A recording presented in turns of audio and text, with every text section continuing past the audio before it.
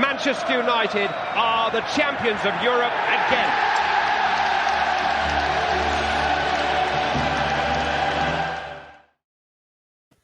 Hello and welcome back to the One United podcast, and more specifically, welcome back to Trafford Tactics, the series where we analyse one game a month with our good friend Ryan, or Win Tactics on Twitter if you want to check him out.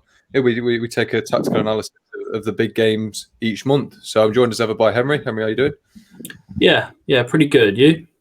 Yeah, I'm good. I'm excited for the game tonight. So hopefully, by the time this is out, we'll know that we're taking a comfortable lead back to Old Trafford. But Ryan, it's good to have you on again. How are you doing? I'm doing good, James. How you doing? How you doing, Henry? Very well, thank you. Yeah. So obviously the big game of March was, it goes without saying, it was the 2-0 win away at Manchester City. Obviously just delaying the inevitable for an extra game when they win the league, but it's always nice to get a win over your rivals. So I wanted to kick off the game, start from the start as you do. Ryan, just put it forward to you. How did United approach this specific game?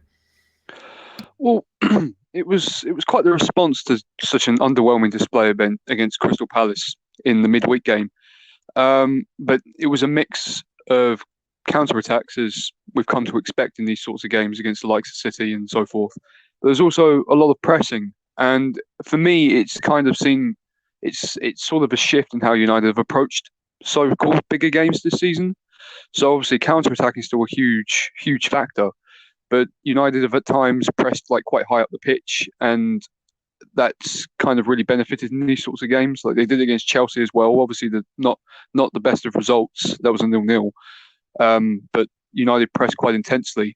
And sometimes, obviously, when the other team starts to impose themselves in United's half, United will drop deeper and press a bit deeper. But it's a lot of pressing higher up the pitch this season from United.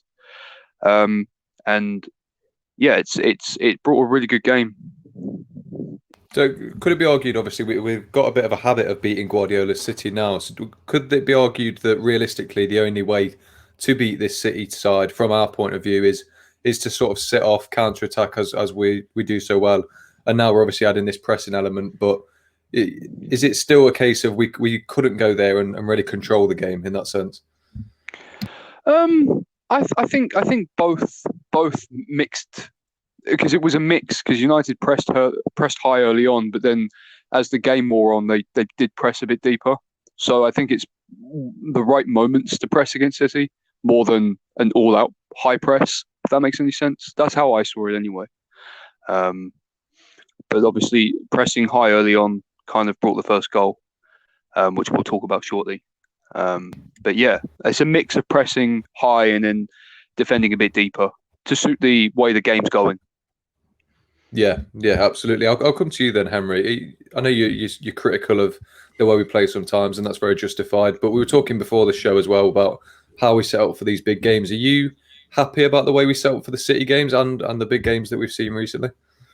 It's effective, but it's frustrating at times. The City game was different to all the other games we've seen this season. It was, the start was really promising, really high press. You can press City. Liverpool have done it for the last few years, and the majority of the time, they come out on top because when they've got a fully fit team, they're more than good enough to press City and nick the ball off them in their own box. So things like that are good to see. The start of the game was good to see because I think it was a bit more unexpected from City's point of view as well. They didn't expect us to go out there and chase them down for the first 15 minutes. So I think that was when the best part of the game was for me, because I was thinking, okay, we're more than up for this, ready to go for it. But yeah, it is frustrating against the bigger sides because some of the teams we just sit back, and you can't do that. You've got to add other elements to your game. You're never going to win a league title if you can't control the ball in games. And games like Arsenal are awful. It's one of the worst Arsenal sides I think I've ever seen in my lifetime, and they just they can't string 4 or 5 passes together. So when we went out there to get a 0-0, that's so frustrating. It drives me nuts. So the pressing side of things is what you want to see as a United fan.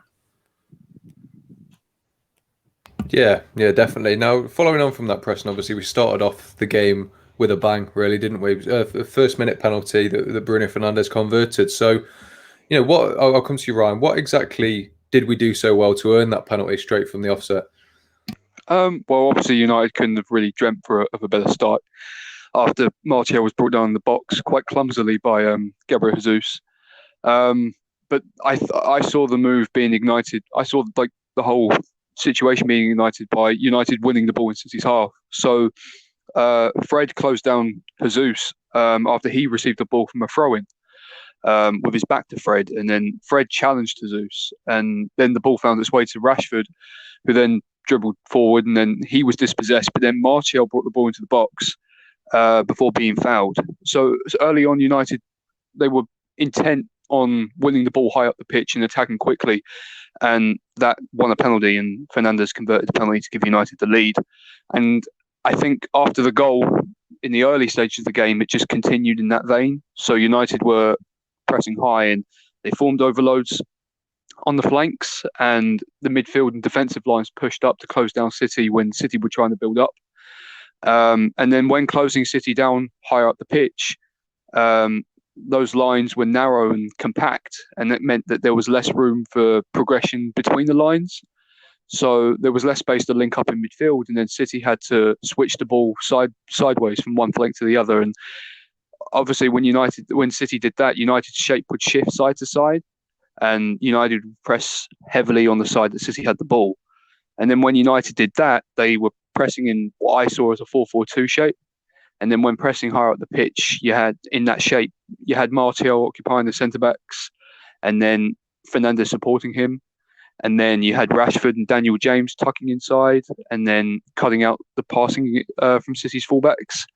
And then Rashford had kind of an important task of closing down João Cancelo, who's obviously been brilliant this season, and he often tends to drift into midfield when City have the ball. And then just closing down Cancelo and limiting what he could do in possession was quite key.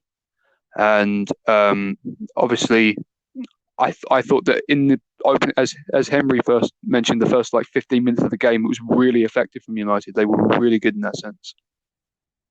Yeah, well, to follow on from that, then obviously you mentioned how Fred had a big impact on the first goal, and I think he had a pretty big impact throughout the game. Himself and McTominay, obviously they've come under a lot of stick recently. But what did you make of their overall performance, especially sort of in the first half? They were for me the two key players in the game, because they were so key to closing down both Gundogan and De Bruyne. They tracked both their movements and closed them down, as well as the passing lanes from which they could move the ball into. But it was key because both would tend to move wide to receive the ball, and instead of sticking close together high up the pitch, both Fred and McTominay would track their movements and not really give them any time. And on one occasion, De Bruyne received the ball from Stones on the right side, but he was closed down by Fred, and then Fred then quickly released the ball into Rashford, still close to City's goal, but Rashford's shot, it only forced a save from Ederson in that moment. But it was just that that was one component of pressing City high in the early stages of the match, and it was fruitful, as although the early penalty would have unnerved City anyway, City really struggled to form combinations that could break through the centre during the opening, say 15 to 20 minutes. It took City a lot longer than they would have liked to settle into the game. And just mentioning that Fred's interception of De Bruyne's pass when closing him down was one of three key interceptions in that game from Fred. And I think as well, United kind of benefited pressing high as from how City's runs. City didn't really make many runs in behind against United's defence, other than one from Sterling, but the pass that was played into Sterling was overhit. But although Fred and McTominay were effective throughout the game, City obviously did begin to have some momentum in the first half, and that obviously meant that United's press kind of dropped a bit and formed more of a mid-block. But I think as well as defending, United were benefiting from both McTominay and Fred in an attacking sense, in that they were key to sending balls to Fernandes, who'd then try to release runners into space further forward, or both would even make runs themselves and support the attacks, like during transitions. And so you'd have, on one occasion, Fred made a really good run into the box when United were attacking down the left side. So, yeah. Yeah, I'll come to you, Henry. Obviously, Fred and McTominay, we've both called out in the past for not performing to the level we'd want, but they keep coming up with big performances in big games. So is it frustrating for you that they only really seem to massively impact the game when we're playing against a superior side in that sense? We've had PSG, we've had the City game, we've had a lot of big games now where they've made an impact. Is that frustrating for you? Would you like to see more from them in the smaller games? Well, as far as Fred goes, he's very good at getting the ball back. That's what he does. I mentioned before when I was streaming the Brighton game, I called him a golden retriever, and it sounded a bit harsh at the time, but it's true because he is very good at getting the ball back. He's there to intercept. He's not there to play these cutthroat passes. He can do it. We saw it against Sociedad for, I think it was one of Rashford's goals, where straight through ball. He's capable of doing it, but he's just not very good at it. So it's not his speciality. So I don't expect him to do that kind of thing. You almost want him to be better at passing, because then we'd almost have a complete defensive midfielder. He's great at interceptions, and I can understand why he's in the team every week. I get why he's in the team over McTominay most weeks as well. Solskjaer would rather play Fred because, he gets the ball back and then he can distribute it quickly or whatever. So that's fine. But in the smaller games, it's frustrating. Of course it is, because you want to have a more creative player that can, retain the ball when they want it. So I guess that side of things is really frustrating in terms of, we want to see better. We want to see better performances. And it's in the big games that they perform better because they're under more pressure. They've got more to win back. They're not relying on keeping the ball. They're relying on counter-attacking. So when they win the ball, it's quick. Whereas when they've got time on the ball, we've all seen they're not very good players when they've got time on the ball. They're squad players at best. I just wanted to mention something quickly about Anthony Martial. Fantastic in that game. Absolutely fantastic. Watching Cavani against Brighton was painful. So I will say to all United fans, be careful what you wish for, because we've got Cavani for the rest of the season. Martial is out for the rest of the season. So those performances, even though people were criticising him after the game, those performances like the City one, it's not going to happen again because he's not there for the rest of the season. So we're relying on someone who, moves like a bus up front. He's so incredibly slow. Be careful what you wish for, guys, because we've just lost, in my opinion, our number one striker. And that City game, for me, cemented the fact that he's number one striker, because he did everything in that game and he did it all right as well. So that's what he can do. Yeah, fair enough. But bringing it back to the City game, then obviously we go from two players who are massive, always bring out massive performances in big games, to another player who is probably undervalued by a lot of United fans for his impact in the big games. It's Dan James. Obviously, he had a big impact against City, as we talked about earlier about the pressing. So I'll come to you, Ryan. How impressive was his performance? I think his performance was basically what I expect of him now in big games. He's been that good in big games. People might say James has his shortcomings as a winger, but for me, his style suits the big games as much as any other winger in anywhere. And he offers a lot both going forward and when defending. He's always a threat on the counter attack, as you could see in the City game. He's a keen presser, and he benefits United when they're defending in the opposition side's defensive third. He's always making forward runs. He uses his speed really well. It's not just a matter of James being quick. I think he uses his speed really well. And as games like Chelsea and like City have shown, he's very good at making movement into the box as well. And I found how Solskjaer's often praised James for his work off the ball. And for me, the way Solskjaer uses James, and just simply the way that James is important in big games, can bring up comparisons to Ji-sung Park, of all players for me, who was often praised for his own defensive efforts and could be often maybe not a regular starter in games, but he was often key in the big games. And James was often good at supporting Wan-Bissaka when City were attacking down that side, down their left side. He's very disciplined, and it suits United in those sorts of games. As you could see in the games against Real Sociedad in the Europa League, he played on the right side in the first leg, was excellent as United thrashed Sociedad, as we know, and then played on the left side in the second leg. Obviously, the game, you may be able to say, was won at that point. But although I like James on the left side, he combined well with Alex Telles in some moments. I do much prefer James on the right side, especially in the bigger games when it kind of suits the way, it suits what's good about him, in my opinion. I mean, obviously, some people have said that James is very good at cutting inside and shooting a goal with his stronger right foot. But I like the sort of direct, straightforward runs that James can make ahead of the centre forward, who often may drop into space like Martial does, or Greenwood.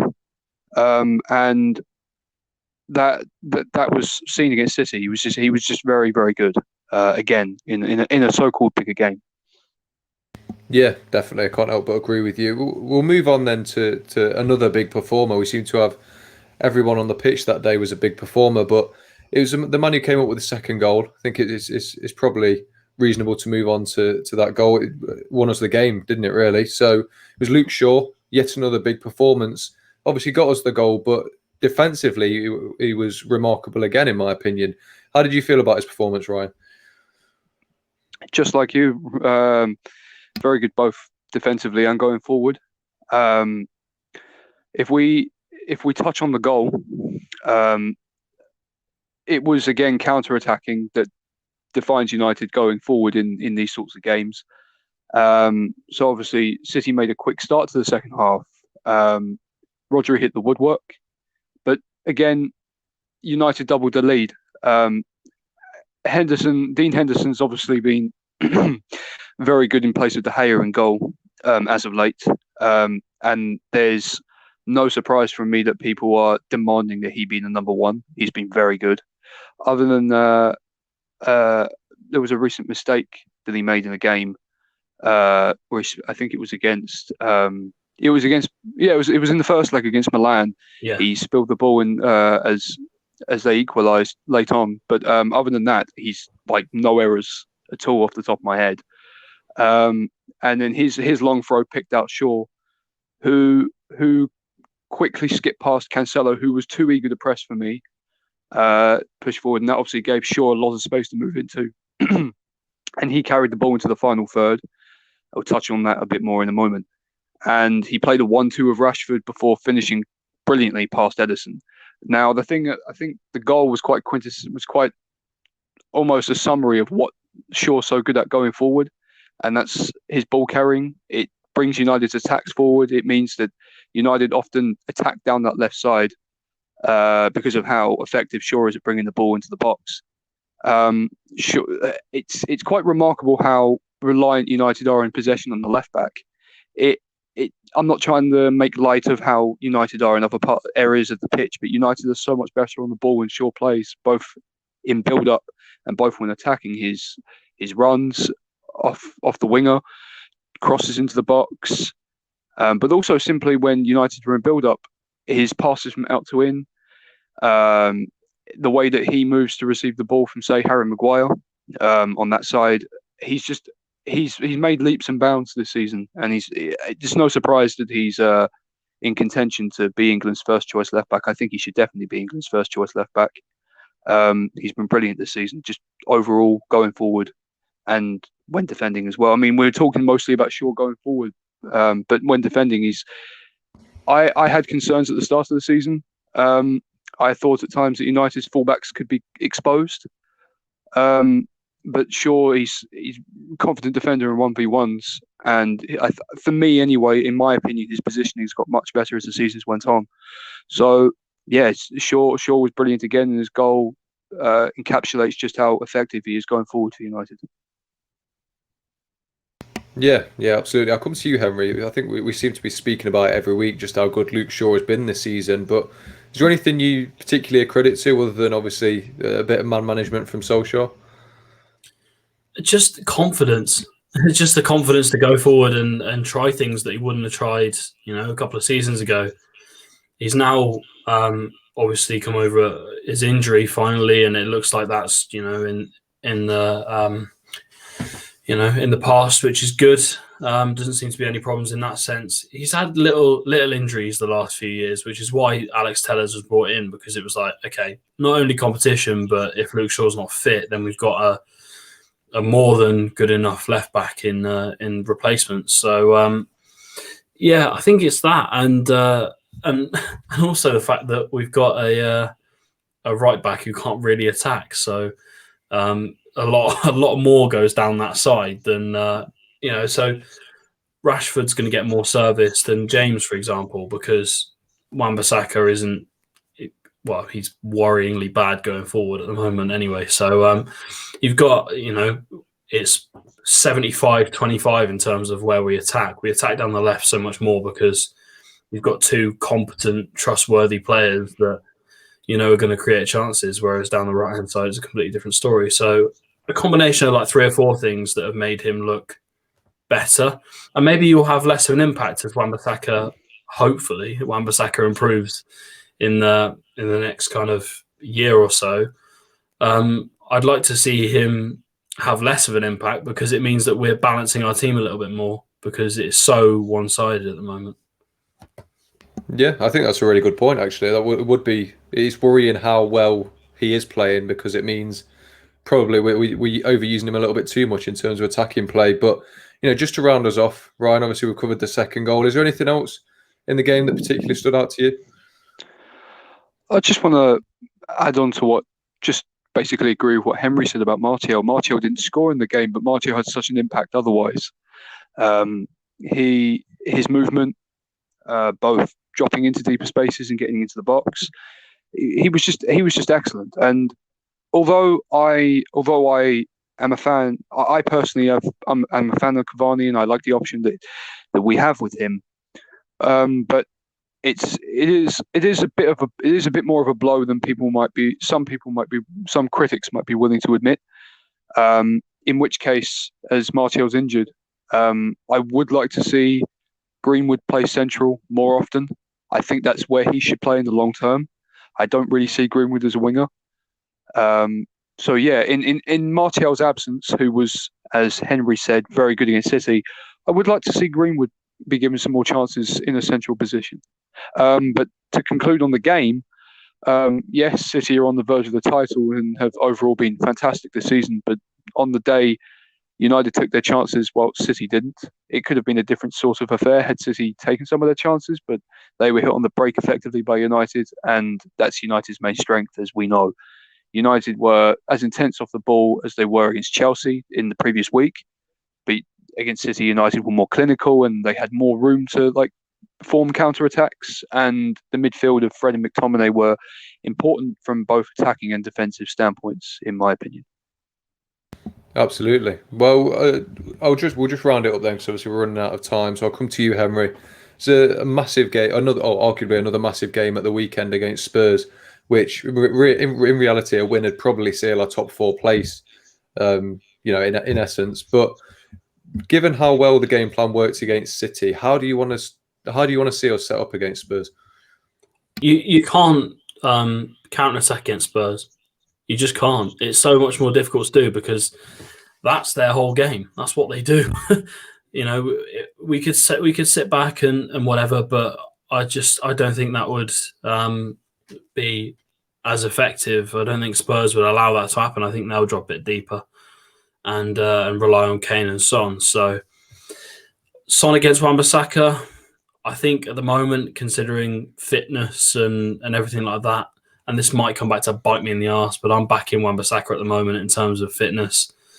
It's just whether Harry Maguire and it will be Lindelof playing, whether they can kind of subdue Kane and stop him from turning in the box and getting his shots away. But I think we should go out there not to sit back, not to get a draw. Go out there to destroy them. Because if you go out there to do that, they will fall apart. It happens, especially with Spurs.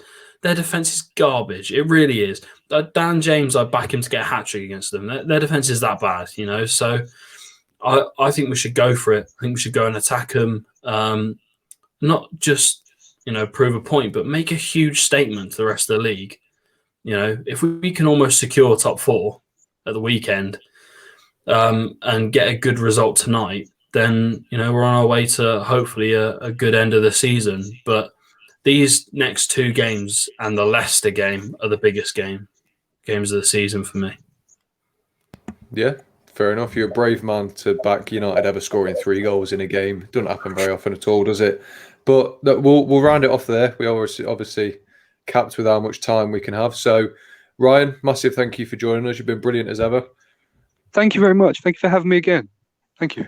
Yes, it's always a pleasure. And massive thanks, Henry, for joining me and offering ever insightful input.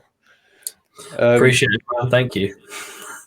But massive thank you to everyone who's watching. If you did enjoy the video, be sure to like and subscribe. And we'll hopefully see you after the weekend when we're hoping to have a Spurs guest on to review the game. So until then, we'll see you later.